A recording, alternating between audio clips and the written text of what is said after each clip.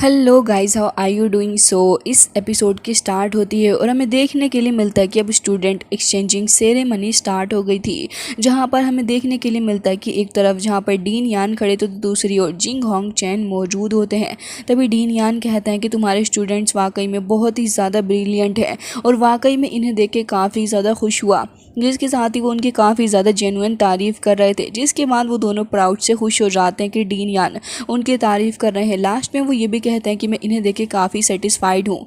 जिसके बाद जिंग होंग चैन हंसने लग जाते हैं और कहते हैं कि डीन यान, ऑफ कोर्स वैसे रही बात तुम्हारे साइड के स्टूडेंट की, तो मैं इनके लिए भी यही कहना चाहूँगा कि वाकई में ये बहुत ही ज़्यादा अच्छे हैं। इवन मैं तो यही चाहता था कि ये लोग हमारे सन एंड मून अकेडमी के अंदर कुछ वक्त तक और रहें। जिसके बाद डीन कह रहे होते हैं कि हाँ बिल्कुल, आगे चल के और भी काफ़ी सारी अपॉर्चुनिटीज़ रहेंगे जहाँ पर ये लोग आपस में एक दूसरे के साथ में फ़ाइट वगैरह करेंगे। और रही बात उस नेक्स्ट इलाइट कंपटीशन की, तो उसमें भी तो इन लोगों को साथ में ही काम करना है। जिसके बाद दोनों एक दूसरे को काफ़ी ज़्यादा एरोगेंटली देख रहे थे। हालांकि अब एक दूसरे को छोड़ के स्टूडेंट वहाँ से जा रहे थे, तभी यहाँ पर वो बंदा युहाओं को रोक लेता और कह रहा था कि मैं तो तुम्हें उस नेक्स्ट इलाइट कंपटीशन के अंदर देख लूँगा जो कि मिंगडू के अंदर होने वाला है। युहाओं तुम इसके लिए तैयार रहना, क्योंकि मैं तुम्हारा इंतज़ार कर रहा हूँ। जिसके बाद युहाओं कहता है कि ऑफ कोर्स इस चीज़ के लिए तो मैं भी तुम्हारा इंतज़ार कर रहा हूँ। और वो दोनों ही अपने ग्रैंडपा के पास चले गए थे।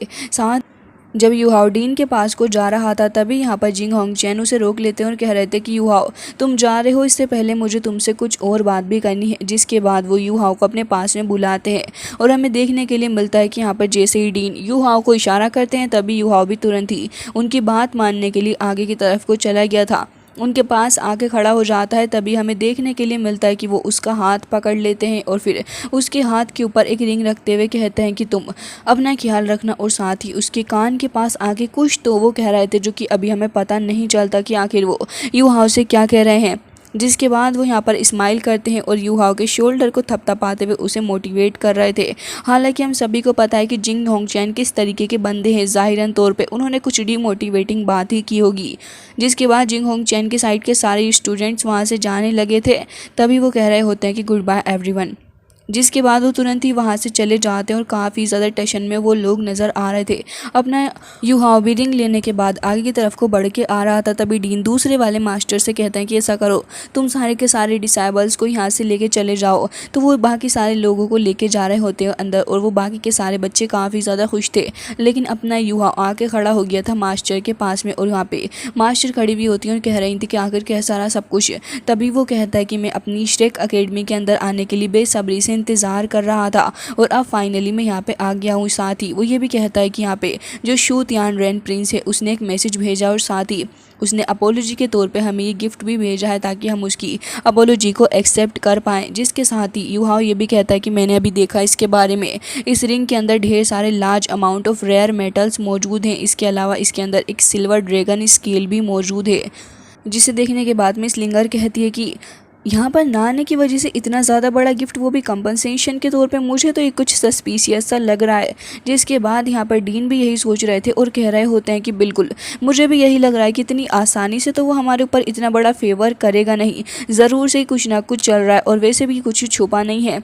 जिसके बाद युवा भी यही कहता है कि मुझे भी सस्पेक्ट हो रहा है कि हमारे अगेंस्ट कुछ ना कुछ तो चल रहा है। जिसके बाद वो ये भी कहता है कि जब मैं सिटी की तरफ वापस आ रहा था तब मुझे इस बात के ऊपर शक भी हो रहा था। तभी यहाँ पे टीचर लिंगर कहती हैं कि हाँ तुमने बिल्कुल सही कहा। जिसके बाद वो ये भी कहती हैं कि वैसे तो इसके अंदर कोई बात ही नहीं कि फेन्यू को पहले ले जाने के लिए कहा था।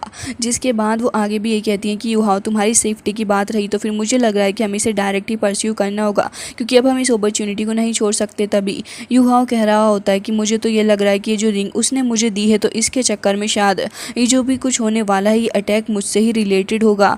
जिसके बाद युवा इसी के बारे में सोचने लग गया था और कह रहा होता है कि हो सकता है कि वन यू भी डेंजर के अंदर हो। जिसके बाद वो थोड़ा सोचने लग पड़ा था, तभी डीन उसके पास आके कह रहे थे कि तुम अपनी सेफ्टी को तो हमारे ऊपर छोड़ दो, इसमें कोई परेशान होने वाली बात नहीं है। जिसके बाद युवा इसी के बारे में नहीं सोचता और हमें देखने के लिए मिलता है कि बाद में जब दिन ढल गया था और रात का वक्त आ जाता है तो ये लोग निकल पड़ते हैं और यहाँ पे इन्हें कुछ ना कुछ सस्पिशियस सा फील हो रहा था। जिसके चलते ये लोग थोड़ा आसपास सर्च करने की कोशिश कर रहे थे कि आखिर यहाँ पर असल मसला क्या है। ये लोग आगे जा ही रहे थे, तभी यहाँ पर मिस लिंगर कहती है कि वो जो ड्रैगन स्केल के ऊपर कुछ ब्रेथ है। मुझे तो लग रहा है कि ये शायद किसी की है। जिसके बाद वो थोड़ा सोचने के बाद कहती है कि मुझे तो लग रहा है कि ये वही हो सकता है।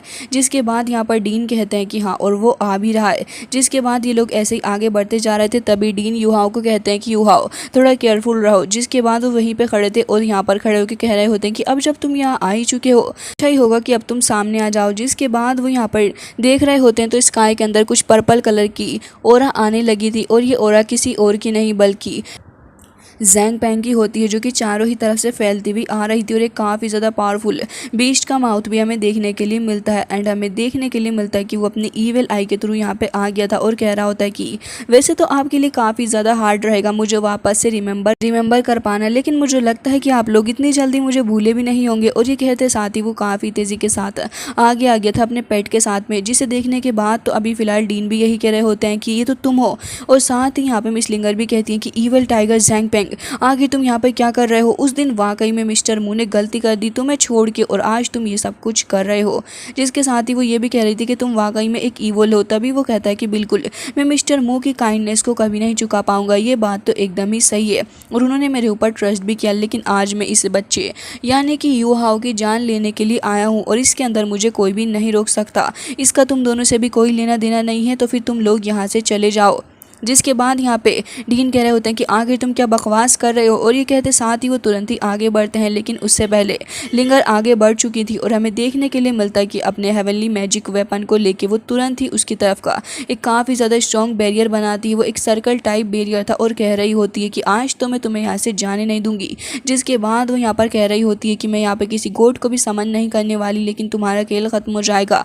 जैसे ही जैंग पैंग अपनी तरफ अटैक बढ़ता हुआ देख रहा होता है, तभी वो काफ़ी ज़्यादा ऑफेंड हो गया था, और तुरंत ही अपनी पावर का इस्तेमाल करते हुए ढेर सारी चेन्स को भेजता है ताकि वो लिंगर को पकड़ सके। और वो चेन्स जो थी वो उसी के थ्रू उसके वेपन को काफ़ी टाइटली होल्ड कर लेता है। हालांकि वो तुरंत ही अपनी हेवनली बीस्ट को समन करते हुए आगे बढ़ रहा थी जैंग पैंग के ऊपर अटैक करने के लिए।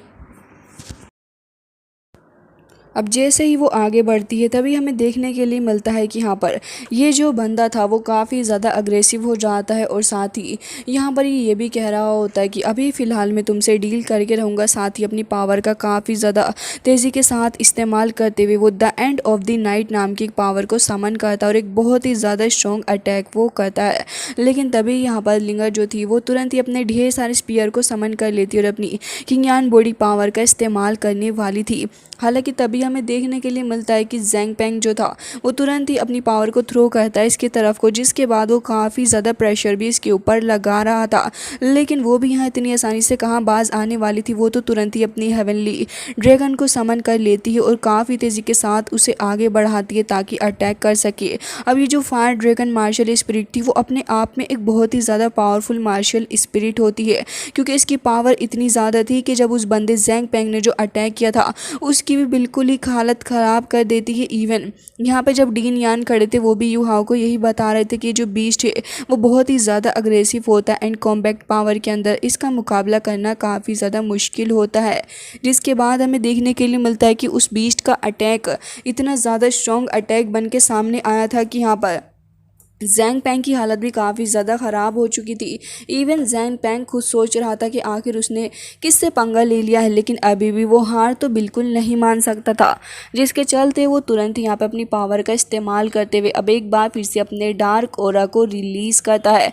अब यहाँ पे हमें देखने के लिए मिलता है कि अभी लिंगर भी खड़ी हुई थी और यही देख रही होती है कि अब आगे आखिर क्या होने वाला है। लेकिन उससे पहले ही वो बंदा अपने पास से इतनी सारी पावर को रिलीज़ करता है कि उसकी बॉडी भी ऐसे देख के लग रहा था कि ऑलमोस्ट ब्लास्ट होने वाली है। जिसके साथ ही हमें देखने के लिए मिलता है कि वो अपनी बॉडी के इस पेन को इंड्योर करता है, जिसके बाद उसकी बॉडी से और भी ब्लड निकल के बाहर को जाने लगा था। जिसकी वजह से हमें देखने के लिए मिलता है कि वो बंदा चिल्ला रहा था, लेकिन अब वो अपनी बॉडी से किसी 20 बीस्ट को बाहर आने के लिए बोल रहा था। और उसके बाद आसपास काफ़ी ज़्यादा गर्म माहौल बन जाता है, क्योंकि एक काफ़ी स्ट्रॉन्ग टोर्नेडो यहाँ पे बन गया था। और जैसे ही पिंगर उसे देखती है तभी यहाँ पे एक आई के अंदर वो कैद थी और साथ ही वहाँ पे टोर्नेडो के अंदर कैद हो जाती है। और यहाँ पे ये जो बंदा था वो काफ़ी ज़्यादा ह्यूज हो चुका था और वो टोर्नेडो के अंदर बस एक छोटी सी झलक लग रही थी। जिसके बाद इसे देख के तो मास्टर यान भी यही कह रहे होते हैं कि जो सोल बीस्ट की पावर को इसने एब्जॉर्व किया है वो बहुत ही ज़्यादा स्ट्रॉन्ग है, और साथ ही वो उसे देख रहे थे। तभी यहाँ पे एक बंदा देखने के लिए मिलता है और वो बहुत ही ज़्यादा स्ट्रॉन्ग लग रहा था। दूसरी ओर लिंगर जो थी वो यहाँ पे यही देख रही होती है कि वो कहाँ कैद हो गई है, क्योंकि उस टोर्नेडो के अंदर तो चारों ही तरफ से उसके ऊपर अटैक होने वाला था। और यहाँ पे ये बंदा जैंग पेंग ये भी बहुत ही ज़्यादा क्रूएलिटी के साथ आगे बढ़ता हुआ उसके ऊपर अटैक करने की सोच रहा था, और वो ऐसा करता भी है। लेकिन यहाँ पे जैसे जैसे उसकी तरफ को आगे की साइड से अटैक होना स्टार्ट होता है, तभी वो तुरंत ही यहाँ पे अपनी स्पीयर को निकाल लेती है, और फिर उन्हीं स्पीयर का इस्तेमाल करते हुए वो काफ़ी अच्छे से उन बीस्ट सोल को पीछे की तरफ को हटा रही थी, और वो उन्हें जैसे हैंडल कर रही होती है। जिसके साथ ही हमें ये भी देखने के लिए मिलता है कि वो बहुत ही ज़्यादा बढ़िया तरीके से अपनी स्पीयर का इस्तेमाल करते हुए उसे और भी ज़्यादा ह्यूज कर लेती है, ताकि इन सारे खतरों से वो उनका सामना कर सके। और यहाँ पर हमें देखने के लिए मिलता है कि वो टोर्नेडो के अंदर इतना अच्छा परफॉर्म कर पा रही थी, इसी के उसकी पावर से अंदाज़ा लगाया जा सकता है। डीन यान यहाँ पे खड़े हुए थे, तभी यहाँ पर वो कहते हैं कि इसका मतलब ये कि जैन पेंग तुम अकेले थे ही नहीं। जिसके बाद उन्हें किसी और की प्रेजेंस का भी एहसास होता है। वो पीछे की तरफ को देखने लग गए थे, और साथ ही स्काई के अंदर एक काफ़ी अजीब सी फॉर्मेशन हो रही होती है। तभी वो कहते हैं कि अब जब तुम यहाँ आई गए हो तो फिर सामने ही आ जाओ, क्योंकि अब छिप के फ़ायदा ही क्या है। जिसके बाद यहाँ पर हमें दूसरी तरफ से आवाज़ सुनने के लिए मिलती है, जहाँ पर कोई तो कहता है कि अच्छा वाकई में टीचर तुम्हें मान गए, तुम तो वाकई स्ट्रॉन्ग निकले। और फिर उस जगह पे थोड़े बहुत क्रैक्स भी पड़ने लग गए थे। अब यहाँ पे क्रैक्स जो पड़ता है बहुत ही ज़्यादा ख़तरनाक तरीके से एक स्ट्रॉन्ग क्रैक पड़ता है, जिससे कि डीन यान जो थे वो तुरंत ही अपनी पावर का इस्तेमाल करते हुए सबसे पहले तो अपने यू हाव को ही पीछे करते हैं। साथ ही वो अपनी फिनिक्स मार्शल स्पिरिट का इस्तेमाल कर रहे थे, ताकि उसी की लाइट से देख सकें कि आखिर यहाँ पर क्या हो रहा है। जिसके बाद वो उसी की लाइट को चारों ही तरफ फैलाने लग गए थे, और जैसे ही अब वो उस लाइटनिंग को फैलाते हैं, तभी वहाँ का प्रेशर जो था वो और भी ज़्यादा इंक्रीज होने लग पड़ा था, जिसके चलते वो युहाओं को बस सेव करने की कोशिश कर रहे थे। लेकिन तभी वहाँ से वो मिस्टीरियस आवाज़ आती है, और हमें देखने के लिए मिलता है एक और बंदे की एंट्री, जो कि काफ़ी शानदार तरीके से होती है। और ये बंदा हमें यहाँ पे लॉर्ड ऑफ रेड डस्ट देखने के लिए मिल जाते हैं। उसके पीछे काफ़ी सारी पावर के थ्रू हमें एक बहुत ही ज़्यादा ख़तरनाक सा ड्रैगन भी देखने के लिए मिलता है। जैसे जैसे वो बंदा एक एक स्टेप आगे बढ़ाया जा रहा था, वैसे वैसे यहाँ पर और भी ज़्यादा प्रेशर क्रिएट होता जा रहा होता है। जिसके बाद वो ये कह रहे थे कि मुझे नहीं पता था कि मुझे इतना वक्त लगेगा माउंटेन से बाहर आने के लिए। और साथ ही यहाँ पर और भी ज़्यादा प्रेशर बनाते हुए आगे की तरफ को आ रहे थे, और कह रहे होते हैं कि फिलहाल जो कुछ भी हो, लेकिन अब मैं यहाँ पर आ गया हूँ। और वो यहाँ पे आके काफ़ी टेंशन में भी खड़े हुए थे, और अपना नाम बताते हैं कि मैं लॉर्ड ऑफ रेड डस्ट हूँ। और साथ ही उनके पीछे एक बहुत ही ज़्यादा ह्यूज ड्रैगन हमें देखने के लिए मिल जाता है। तभी डीन यान कहने लग जाते हैं कि मुझे नहीं पता कि आखिर आप यहाँ पर किस लिए आए हैं, और ये ईविल आई मास्टर इसको आपने यहाँ पर क्यों भेज दिया है। वो काफ़ी ज़्यादा कन्फ्यूज थे। तभी कहने लग जाते हैं कि अच्छा ये बात है, और साथ ही अपनी पावर का इस्तेमाल करते हुए अब एक बहुत ही ज़्यादा स्ट्रॉन्ग अटैक करने वाले थे। लेकिन उससे पहले यहाँ पर अपनी फिनिक्स मार्शल स्पिरिट का इस्तेमाल करते हुए उन्हें रोकने की कोशिश कर रहे थे, और से कड़ा लोहा ले रहे थे। जिसके बाद यहाँ पे दोनों की पावर्स आपस में टकराने लग जाती हैं, और इस फिनिक्स को देखने के बाद वो लॉर्ड भी काफ़ी हैरान था, और वो अपने अटैक को ख़त्म करता है, जिससे कि आसपास एक बहुत ही ज़्यादा बड़ा ब्लास्ट होता है। ये दोनों के दोनों भी पीछे हट चुके थे, जहाँ पे मास्टर की हालत भी काफ़ी ख़राब हो चुकी थी। युहा उन्हें संभाल रहा था, लेकिन उनके मुँह से ब्लड आना स्टार्ट हो चुका था, जिससे कि युहा को काफ़ी ज़्यादा गुस्सा आ रहा था। साथ ही वो ये भी कहता है कि डीन यान जो है वो 95 सुपर ओपोनेंट है और काफ़ी ज़्यादा पावरफुल है, लेकिन यहाँ पर इस बंदे के सामने वो बिल्कुल भी नहीं टिक पाए। इसका मतलब ये क्या हो सकता है कि क्या ये बंदा सच में इतना ज़्यादा स्ट्रॉन्ग है। वहाँ पर वो लॉर्ड कह रहा होता है कि मुझे बताओ कि आखिर तुम्हारे पास में ये पावर कहाँ से आई। तभी वो कहने लग जाते हैं कि मुझे मेरे फादर के द्वारा मिली थी, लेकिन काफ़ी वक्त पहले ही उनकी डेथ हो गई थी। जिसके बाद यहाँ पर लॉर्ड सोचने लगता है, तर कह रहा था कि अच्छा ये बात है, ये तो काफ़ी स्ट्रेंज नज़र आता है।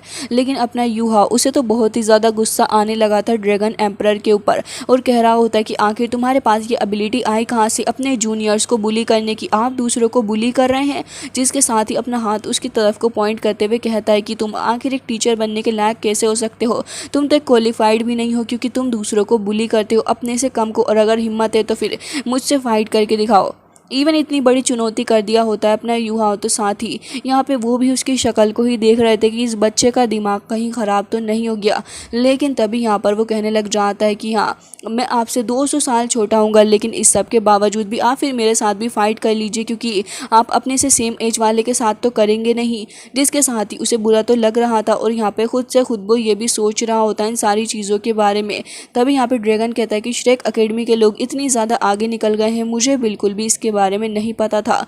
जिसके साथ ही युहाओ ये भी सोच रहा था कि अभी जो बैटल हुआ है डीन यान और इस बंदे के बीच में, इससे तो इसकी पावर का अंदाज़ा लगाया जा सकता है कि ये बंदा बहुत ही ज़्यादा स्ट्रॉन्ग होगा।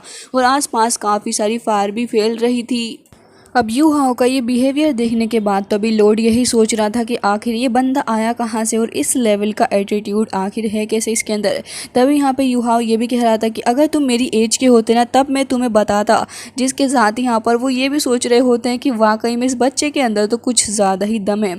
साथ ही युवाओं ने छेड़ते हुए ये भी कहता है कि तुम्हारी हिम्मत भी कैसे हुई हमारे श्रेक एकेडमी को परेशान करने की। एटलीस्ट बंदा सोचता तो है ही, लेकिन दिल ही दिल में वो ये भी सोच रहा था कि मैं सिर्फ एक 5 रिंग का स्पिरिट किंग मास्टर हूँ और मेरे पास में इतनी पावर नहीं है, फिर भी मैं इससे पंगा तो ले रहा हूँ और ये बंदा इतना ज़्यादा पावरफुल है। मुझे नहीं पता कि आगे क्या होगा, लेकिन मुझे इसके साथ में डील तो करना ही होगा ताकि यहाँ पर ज़्यादा परेशानियां खड़ी ना कर दे। जिसके बाद यहाँ पर वो ये भी सोचने लग जाते हैं कि अच्छा ये बात है। इवन वो युहाओ के एटीट्यूड को देखने के बाद ये भी कह रहे होते हैं कि बच्चे, मैंने इस तरीके का एटीट्यूड वाला बंदा पहले कभी नहीं देखा। साथ ही वो युहाओ को देख के किसी को याद भी कर रहे थे और कह रहे होते हैं कि वैसे तुम्हें देखने के बाद तो मुझे किसी की याद आ गई। मो वेन के बारे में बात कर रहे थे और तभी यहाँ पे धीरे धीरे करके उनका ड्रैगन भी उनके आसपास ही चक्कर लगा रहा था। तभी वो यहाँ पे युहाओ से कहने लग जाते हैं तो क्या तुम फाइट करना चाहते हो।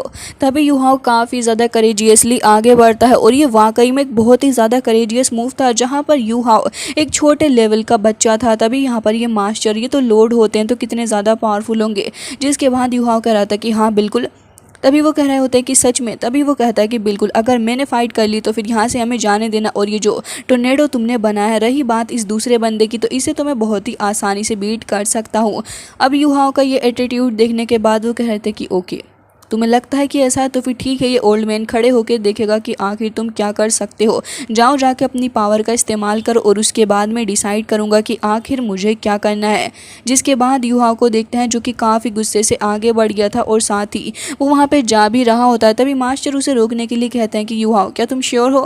तभी वो कहता है कि जिसके बाद युहाओ आगे की तरफ को बढ़ जाता है और उसी टोर्नेडो के अंदर काफ़ी तेज़ी से एंटर करता है लिंगर की हेल्प करने के लिए। तभी हमें देखने के लिए मिलता है कि लिंगर अपने सामने आने वाले बीस्ट के ऊपर अटैक पे अटैक करे जा रही थी। वो काफ़ी ज़्यादा हिम्मत से काम ले रही होती है क्योंकि बीस्ट लगातार एक के बाद एक आ रहे थे ऊपर से ही टोर्नेडो, जिसकी वजह से उसकी जो पावर होती है वो काफ़ी ज़्यादा बड़ी हुई थी। लेकिन युहाओ वो तुरंत ही इसके अंदर काफ़ी तेज़ी के साथ जंप लगा देता है और फिर तेज़ी के साथ इस टोर्नेडो के अंदर ही आ गया था। जिसके बाद यहाँ पर लिंगर जब फाइट कर रही होती है तभी यहाँ पर उसकी नज़र पड़ जाती है युहाओ के ऊपर। हालांकि यहाँ पर ये जो बंदा था वो अपनी चेंज को और भी ज़्यादा तेज़ी के साथ आगे बढ़ा देता है और लिंगर के ऊपर अटैक भी वो भी कर रहा था। तभी लिंगर यहाँ पे काफ़ी तेज़ी के साथ उसके साथ में फाइट कर रही थी और यहाँ पे डीन भी खड़े हुए यही देख रहे होते हैं। तभी वहाँ पर युहाओ आ जाता है और हमें देखने के लिए मिलता है कि युहाओ अपनी सोल पावर को रिलीज़ करने लग गया था। हालांकि वो बंदा भी काफ़ी चिल पिल होकर खड़ा हुआ था, लेकिन जैसे ही उसे यहाँ पर इतनी सारी पावर देखने के लिए मिलती है तभी उसका ध्यान उस जगह से हट गया था और उसके बाद फिर वो यही देख रहा होता है कि सडनली इतनी सारी पावर कहाँ से अपीयर हो रही थी। अब लिंगर जो थी वो खुद भी बेहोश हो जाती है और उसको खुद को भी परवाह नहीं होती क्योंकि अब वो अनकॉन्शियस थी। लेकिन युहाओ की पावर मिलने के बाद धीरे धीरे करके वो वापस से कॉन्शियस हो रही थी और अपने सामने युहाओ को देखती है। हालांकि वो तुरंत ही उस अटैक को रिलीज़ करती है, लेकिन वो बंदा वो एक बार फिर से यहाँ पे खड़ा हो गया था और अपनी पावर को रिलीज़ करने लग जाता है। युहाओ के ऊपर एक काफ़ी ज़्यादा पावरफुल बीस्ट आके अटैक कर रहा था, लेकिन लिंगर जो थी वो तुरंत ही काफ़ी सारे अटैक करती है जिससे कि युहाओ बच गया था और साथ ही युहाओ कह रहा था कि मुझे तुम ऊपर की तरफ भेजो। वो तुरंत ही पीछे से आ जाता और फिर उसके बाद लिंगर उसे उठा के थोड़ा ऊपर की तरफ को सपोर्ट करती है, जिससे कि वो काफ़ी तेज़ी के साथ ऊपर की तरफ को फ्लाई करता हुआ जा रहा था। उसकी सोल पावर एक्टिवेट हो जाती है और हमें देखने के लिए मिलता है कि युहाओ उससे इसकी स्ट्रेंथ लेने के बाद अपनी रेज ऑफ द सन का इस्तेमाल भी करता है, जिससे कि काफ़ी सारी पावर वहाँ जनरेट हो गई थी और यहाँ पर एक एक्टिव फॉर्मेशन भी बन जाती है, जिसे देखने के बाद तो वो ओल्ड मैन भी हैरान था और यहाँ पे युहाओ के ऊपर ही उसकी नज़रें बनी हुई थी। इवन वो ये भी कह रहा था कि ज़ैंग पेंग अभी तक अपीयर नहीं हुआ है। साथ ही दोनों काफ़ी ज़्यादा हरकत हालत में है, ऐसा लग रहा है कि ये दोनों वाकई में इसे हरा देंगे। अब वो बंदा एक बार फिर से अपने बीस्ट को रिलीज कर रहा था इन दोनों की तरफ को, और हमें देखने के लिए मिलता है कि मल्टीपल बीस्ट आगे बढ़ रहे होते हैं उसके ऊपर अटैक करने के लिए, लेकिन जैसे ही वो बीस्ट आगे बढ़ते हैं तब भी वो हार नहीं मानती, बल्कि तुरंत ही यहाँ पर उनसे डील कर रही होती है। जिसके बाद हमें देखने के लिए मिलता है कि युहाओ भी काफ़ी सारी पावर को जनरेट कर रहा था, और जैसे ही उसकी सन की पावर एक्टिवेट होती है तभी यहाँ पे डीन भी कहने लग गए थे कि युहाओ मुझे तुम्हारे ऊपर पूरा भरोसा था। युहाओ ज़ैंग पेंग को काफ़ी गुस्से से देख रहा था, जबकि ज़ैंग पेंग भी लगातार अटैक कर रहा होता है, लेकिन यहाँ पर ये लॉर्ड भी खड़े हुए होते हैं और वो भी यही देख रहे थे कि क्या सच में ये बच्चा ये कर रहा है, क्योंकि अब तो उन्हें अपनी आंखों के ऊपर विश्वास ही नहीं हो रहा था। जिसके बाद हमें देखने के लिए मिलता है कि लॉर्ड वहीं खड़े हुए थे और वो समझ जाते हैं कि युहाओ काफ़ी ज़्यादा टेक्निक के साथ में अटैक कर रहा है, क्योंकि वो ज़ैंग पेंग की सोल के ऊपर अटैक कर रहा था, जिससे कि उसकी सोल के ऊपर काफ़ी ज़्यादा डिस्ट्रक्शन होता है और अब वो ढंग से खड़ा नहीं हो पा रहा था। हालांकि इस बात से उसे गुस्सा आता और वो अपने चारों तरफ चौकन्ना होकर देख रहा था। साथ ही उसे ये भी नहीं समझ आ रहा था कि आखिर ये जो युहाओ है वो किस तरीके की पावर एंड लाइट का इस्तेमाल कर रहा है, क्योंकि उसने सारे ही बीस्ट को एक सील के अंदर कैद कर दिया था, जिससे कि वो बाहर निकल के जा ही नहीं पा रहे थे। ये स्ट्रेटेजी वाकई काफ़ी ज़्यादा अच्छी थी, क्योंकि लिंगर इसी स्ट्रेटेजी का इस्तेमाल करते हुए बारी बारी से सारे ही बीस्ट के ऊपर अपना स्पीयर फेंक के मारती है, और ये सीन वाकई में काफ़ी ज़्यादा शानदार देखने में लगता है, जहाँ पे युहाओ ने उन बीस्ट को एक साइड से लगा दिया था और वो अपने स्पीयर के थ्रू उन्हें मारती है, जिससे कि उस बंदे की सोल के ऊपर अटैक होता है और उसके मुँह से ब्लड आना स्टार्ट हो गया था। साथ ही काफ़ी ज़्यादा ह्यूज डिस्ट्रक्शन भी यहाँ पर हमें देखने के लिए मिलता है। हम ये भी देखते हैं कि यहाँ पर ये जो अपने लॉर्ड थे वो भी हैरान थे कि आखिर ये हो क्या रहा है, और साथ ही वो बंदी भी तुरंत ही अपने स्पीयर को अपने पास में रख लेती है और कह रही थी कि बहुत ही बढ़िया। युहाओ भी वहीं पे खड़ा हुआ था और अब उसने खुद को प्रूव कर दिया था, और वो बंदा ज़ैंग पेंग भी लॉर्ड के पीछे आके खड़ा हो गया था। जिसके बाद ये दोनों ही चले जाते हैं डीन के पास में और वहाँ जाके खड़े हो गए थे। तभी लॉर्ड को देखने के लिए मिलता है, जो कि अब ना चाहते हुए भी युहाओ से इम्प्रेस हो जाते हैं और वो कह रहे थे कि विनर तुम हो। युहाओ को अनाउंस कर देते हैं, लेकिन यहाँ पर वो बंदा इस चीज़ को एक्सेप्ट नहीं करना चाह रहा था, तो वो अपने खुद के बंदे के ऊपर ही प्रेशर बना रहे थे और कह रहे थे कि चलो ठीक है, अब उसने अपनी हार को मान लिया है और अब मैं इस मैटर को जाने दे सकता हूं। लेकिन न जाने क्यों मुझे एक बार फिर से तुमसे बेट लगाने का दिल कर रहा है, उसके बाद तुम ही यहाँ से जा पाओगे। यानी कि अब युहाओ जब तक दूसरी बेट नहीं पूरी करेगा तब तक वो यहाँ से नहीं जा सकता। जिससे कि वो तीनों ही हैरान थे और साथ ही वो कहने लग जाते हैं कि अगर तुम्हें यहाँ से जाना है तो फिर तुम्हें मेरे साथ एक और गेम खेलनी होगी। साथ ही वो युहाओ के अंदर इतना ज़्यादा इंटरेस्ट ले रहे थे, युहाओ भी तुरंत ही आगे बढ़ के हाँ कह देता है। हालांकि यहाँ पर लिंगर उसे रोकने की कोशिश कर रही थी, लेकिन तभी डीन मना कर देते हैं और युहाओ आगे बढ़ता हुआ कहता है कि कहिए। जिसके बाद वो कहते हैं कि तुमने अभी कहा कि अगर मेरी एज तुम्हारे समान होती और साथ ही में तुम्हारी की जितनी पावर को कैरी करता तब तुम मुझे बताते तो फिर ठीक है, अब मैं अपनी लिमिट यानी कि अपनी स्पिरिट पावर को 15 तक कर लूँगा, जिससे कि अब तुम आराम से मेरे साथ फाइट कर सकते हो। मतलब कि इतनी बड़ी अपॉर्चुनिटी वो एक तरीके से युहाओ को दे रहे थे और कह रहे होते हैं कि अब तुम्हें मेरे साथ फाइट करनी होगी, और अगर मुझे थोड़ा भी मूव करने में कामयाब हुए तो फिर तुम जीत जाओगे, तुम अपनी स्पिरिट पावर का भी इस्तेमाल कर सकते हो। युहाओ इसके लिए एग्री कर जाता है, लेकिन ज़ैंग पेंग वहाँ पे खड़ा हुआ इठला रहा था। उसे अच्छे से पता था कि युहाओ कभी भी यहाँ पर इनके साथ में नहीं जीत पाएगा। अब वो ड्रैगन वहीं जाके एक थंब से लग जाता है और हमें देखने के लिए मिलता है कि अब इन दोनों के बीच में मैच स्टार्ट होने वाला था, जो कि काफ़ी ज़्यादा इंटरेस्टिंग पॉइंट लेने वाला था। और तभी यहाँ पर वो खड़े होकर कह रहे थे कि मैंने कभी एक्सपेक्ट नहीं किया था कि अपनी लाइफ के अंदर मैं कितने नन्हे से डिसेबल के साथ में फाइट करूँगा। जिसके बाद युहाओ अपने हाथ पैरों को ढीला कर रहा था और तभी उसे लिंगर की बात याद आती है कि भले ही उसने अपनी सोल पावर को लिमिट कर लिया हो, लेकिन तुम्हें ये नहीं भूलना चाहिए कि जो उसकी बॉडी है वो अभी भी इतनी ही ज़्यादा पावरफुल है और वो एक्सट्रीम डुओ लुओ की पावर को अपने अंदर कैरी करती है। जिसके बाद युहाओ प्रेजेंट के अंदर इसी बात को ध्यान में रखता है और फिर तुरंत ही उन दोनों को इशारा कर देता है, जिसके साथ ही वो बंदा ज़ैंग पेंग कह रहा था कि ये बच्चा भी ना। हालांकि हमें देखने के लिए मिलता है कि अब दोनों ही एक दूसरे के सामने खड़े हुए थे और अब इन दोनों के बीच में एक मैच होने वाला था। सो गाइस, आज का ये एपिसोड आपको कैसा लगा और आने वाले एपिसोड का इंतज़ार है या फिर नहीं, वो प्लीज़ कमेंट करके ज़रूर से ही बताइएगा, क्योंकि आज का एपिसोड तो मुझे भी बहुत ही ज़्यादा इंटरेस्टिंग लगा। सो गाइस, मिलते हैं नेक्स्ट वीडियो में, तब तक के लिए bye bye, take care of your self.